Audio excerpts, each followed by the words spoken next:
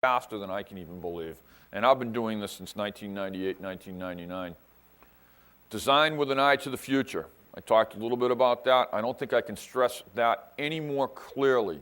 You really need to be looking at not what's going on today, but what's going to be going on a year or two out.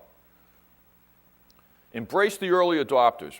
All right, these are some of the cool people. These are the 15-year-old kids out there. Look at what they're doing.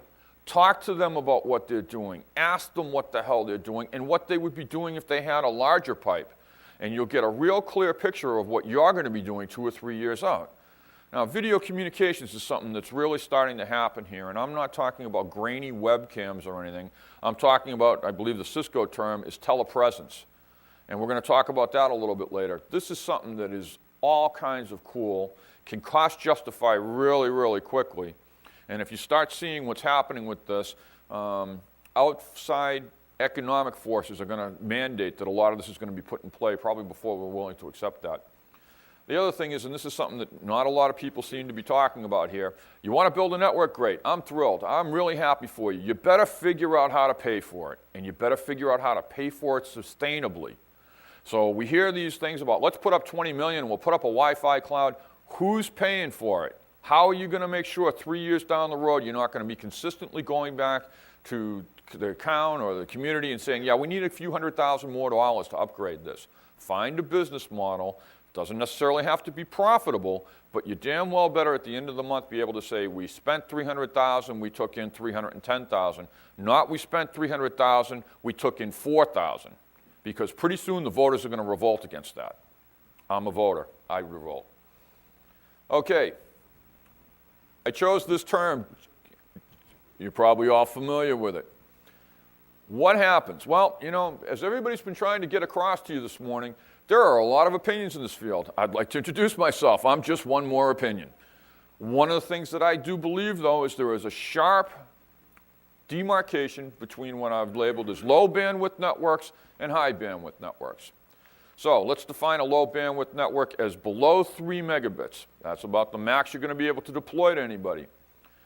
There are some good things with them that I've labeled in blue. They're less expensive to build. They require less planning. They're less expensive to run. The downside is you're going to have lower adoption rates. They're going to become obsolete faster. They run less applications, and they have a slow ROI. So what you're talking about in many cases is you build a network, you pay for the network, and just as you make your final payment, you're ripping out the network and putting a new one in. It's kind of like the new car model. And if that works for your community, fine. High bandwidth networks, higher adoption rates, absolutely. You build a low bandwidth network, I'm not going to sign up. I have no use for a 3 megabit connection. I don't really have a need for a 5 megabit connection. There are 3 of us in my home that are using the computers pretty much all day long. You give me a 1 megabit connection, I don't need it. I can't use it. It's all right. Obviously, it's not going to obsolete as fast. This is the network build we're talking about. It will run all applications, or at least all applications that you've designed it to run. It's going to be more expensive to build, and it's going to require an intensive amount of planning. However, the return is going to be faster, and the lifespan is going to be longer. So in other words, you pay off the network before it needs to be forklift replaced.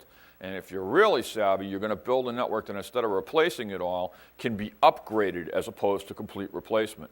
And that's something you also want to be looking at. Forget this idea that we hang these cheap Wi-Fi boxes from every pole, and then 3 years from now we visit every pole and rip every one of them down and put another one up. That's bloody expensive.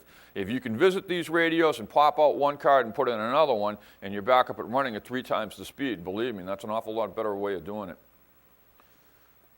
Next. Okay, low bandwidth applications. And I'd like to suggest to you that these are very valuable applications. Every single one of these that run on low bandwidth networks actually generate a fair amount of revenue or create a fair amount of savings for your local municipality. Broadband delivery, well, that's duh. VoIP and telephony. If you look at your basic Vonage user, and you'll find that the cable companies are now starting to cross 1 million subscribers each. A lot of people are choosing this. If you happen to be in a community with a fair percentage of low-income people go to VoIP. It's a cheap way for them to get phone, and you'll have higher percentages of people using VoIP in communities with that type of a makeup.